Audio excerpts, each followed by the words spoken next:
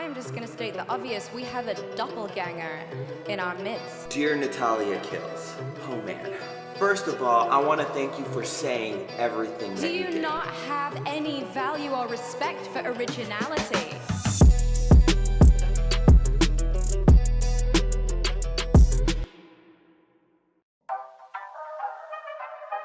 Reality TV, as most know, is far from the definition of reality itself. Behind the hollow walls of a reality TV show lies the falseness of the show's narrative that it desperately tries to hide from the public eye. Sometimes they don't do a good job of that though. If shows like The X Factor didn't have any publicity stunts or false drama created, then people would simply turn off out of boredom and, I don't know, scroll on Facebook for countless hours. Isn't that what old people do these days? In my previous video, I discussed how this contestant on The X Factor was a victim of becoming an unaware laughingstock for the public. Today, I want to discuss the tale of how The X Factor did something just as bad with one of their own judges on the show. I was linked this thread on Twitter after my last video, and all credit to them for helping me with this video. I'd like you guys to meet Natalia Kills. Not Natasha, my brain was just not working that week. It all went down in February of 2015 when Natalia Kills and her husband Willie Moon set foot into the studios of being X Factor judges. The problem with the show, however, was the fact that the ratings were fucking ass, to be honest with you. To show a sheer and gritty comparison, in 2015 the UK version of the X Factor averaged 7.5 million viewers, comparing to that measly average of 300,000 viewers overnight. So yeah, things were looking bad for them. This was mainly because the show was lacking this. So they set out a plan to try and revive their dying show as desperately as possible, before their audience switched over to The Block, a random show I found that airs in New Zealand. This was achieved by creating some sweet fake drama for Feet500 Twitter to kick up a fight about. Natalia Kills was then hired as the person to play the role of the mean judge. Now, though this is alleged technically, showrunners foreshadowing that the judges were gonna be trouble on the show before the incident even took place does kinda seem kinda sus. So a month later, the first wave of heightened entertainment began, with Natalia Kills now playing the role of the mean judge, starting mild but quickly turning brutal in a short amount of time, which resulted in this. As an artist who respects creative integrity and intellectual property, I am disgusted at how much you have copied my husband. You're a laughingstock. It's cheesy. In March of 2015, Natalia Kills suffered extreme backlash after a publicity stunt spun out of the showrunner's control, spreading worldwide fast, with many people rightfully disgusted with what happened, but just lacked the full context. If this wasn't staged, then I totally would have seen why it was a ridiculous comment to make. I mean, I fell for it in my last video, which did make me kick myself a little bit, but I did briefly say that this could have been a cover-up. Within a short amount of time after the episode airing, Natalia Kills and Willie Moon were on the internet's dinner plates to become victims of the never-ending cancel culture, receiving extremely cruel and threatening tweets from people, to be honest, some a lot worse than what she even was scripted to say. I don't think people realize that two wrongs don't make a right, but then again, it's the human race. Joe Irvine, the contestant in on the fake drama, received mass support from artists around the globe, with Lord sending him cupcakes to inspire him to keep going with his career. I mean, Lord, we better get on with making these cupcakes because, I mean, we have a lot of X Factor victims to deliver to. Okay, so I know what you're thinking though. How do we know that this was staged, and why hasn't she spoken up about it? I'll get to that shortly, because that is a very important point to this case and how Natalia Kills was silenced. But let's talk about the act being staged. So like I said, the ratings were down the drain, and after this episode aired, the ratings jumped by over, get this, 150,000 overnight viewers. So epic. No, really, to be honest, it was still pretty shit. You have nothing on The Chase.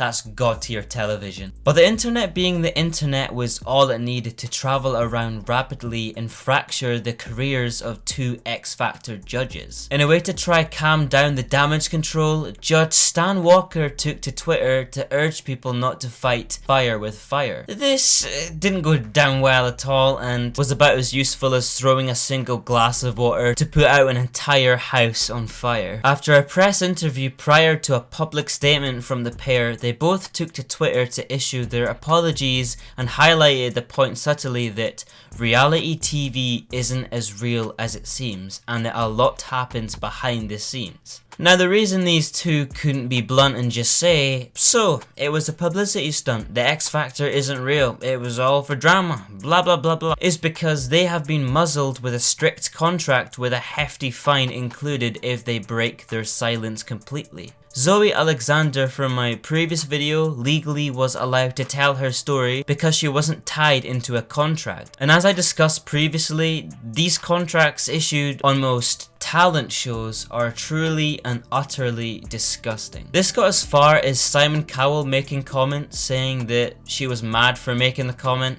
Come on, of all people, Simon fucking Cowell? Yeah, it's not like he's not been an asshole to anyone. No, he was the one that started the chain of this garbage show anyway, which ruined many people's lives. But Simon makes an interesting comment saying if she apologized straight away and phoned him, then all would have been well. Except this photo got leaked to them around the time of the incident looking pretty... I mean, they look chill with each other here. Joe also followed Natalia on Twitter previously too. Why would he if he truly was offended by her nasty comments that totally weren't fake? It's worth noting as well that it seems like the producers had an influence on Joe's clothing because in order for Natalia to make the stage comment, Joe's style had to change too. And I still don't think that anyone owns the right to a suit, but I must say they are very similar to his style. That isn't the point though, and it's a dumb argument though. The main point is that they took influence from Willie's appearance so that they could drench the petrol into the show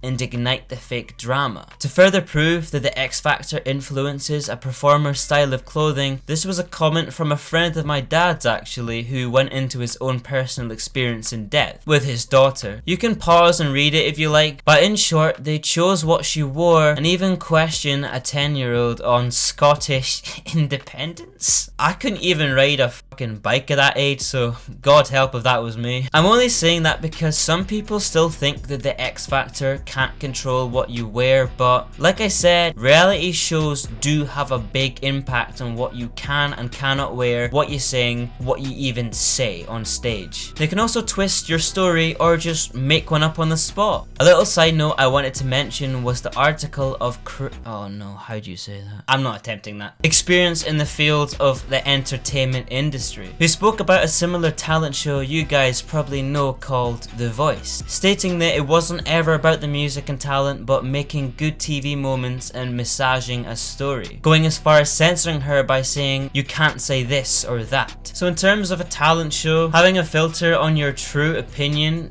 just defeats the point of identifying talent. There's also a clip from a contestant of The Voice where Cian Durkrot explains just how scripted things get behind the scenes. I know this is The Voice, but it will make sense in a minute. The clips of your family screaming at the TV screen saying like, oh my god, hit the buzzer, turn around, is filmed completely separately. They give them lines, ask them to say it. Also the clips of your family talking to you beforehand is completely staged, all filmed, all lighting, all makeup. They told my mom what to say, which was completely not her style. They made her say all this stuff about like, oh, did you forget your socks or your toothbrush? And they were like, can we do another take? Can we do another take? This also links back to the story I shared just a minute ago because his other daughter in the audience was recorded for stock footage and then used in another episode to look like she was breaking down in tears over a contestant's sob story. To me, it seems like Natalia's rant was scripted to shit.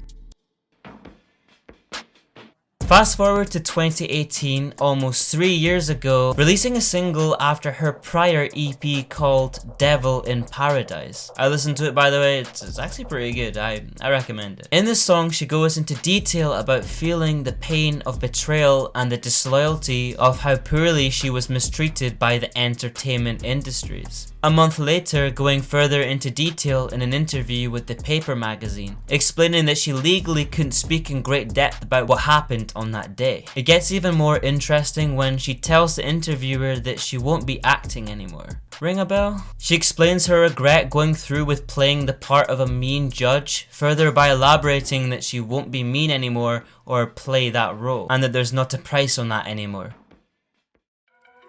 Right now, Natalia is treading on thin ice by speaking about this publicly. She has a gag. If you still don't believe that it was staged and you are thinking to yourself that there isn't enough proof, then I do in a way see where you are coming from. But this extreme and brutal gag the producers have over her is even worse than an NDA, a non-disclosure agreement. Basically means the person who has signed it is forced to keep private information to themselves no matter what. And the contract that she is signed into is even worse than that, meaning she could possibly get arrested and sentenced to jail time if broken. But I and you do not have this gag. We can spread the word and let people hear the other side of this story, as right now it's gone extremely under the radar with people still angry and in disbelief today. But that's where the story kinda ends for now. If you have made it this far, then thanks. Subscribe, please? These talent shows are poison to us and others, and I suggest you stop supporting them. I mean, they strive for entertainment over talent anyway. This is going to be a long journey for Natalia, so it's important to raise our voices and bring light to this situation, since we aren't the ones with a gag stopping us.